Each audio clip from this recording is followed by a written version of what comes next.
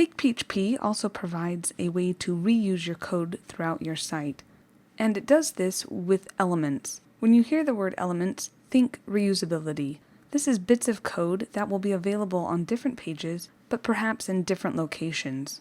Some examples would be a sub-navigation, or a quote box, or perhaps some ads. The elements are located in the app view directory in a folder named Elements. Inside this folder, you'll create template files using the .ctp ending. This is just like all the other Vue templates.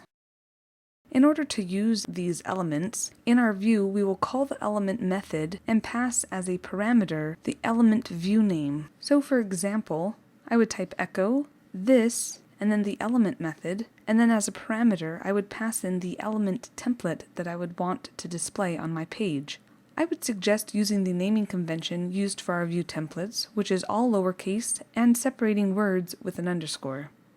Being able to reuse your code throughout your site is definitely handy, but it's even more helpful if we can pass variables into that bit of code. In this instance, elements can have variables passed to them. There's a second parameter that can be passed into the element method, and that is an associated array. The key will be the name of the variable, and the value will be the variable content that we want to pass in. Think of this as the set method as we use to pass variables from the controller to the view. So an example would be echo this, and then our element method. Again, the first parameter is the element template that we want to use in our view, and then our second parameter is that associated array. So in this case, I'm passing in a value for the quote variable that resides in my element template.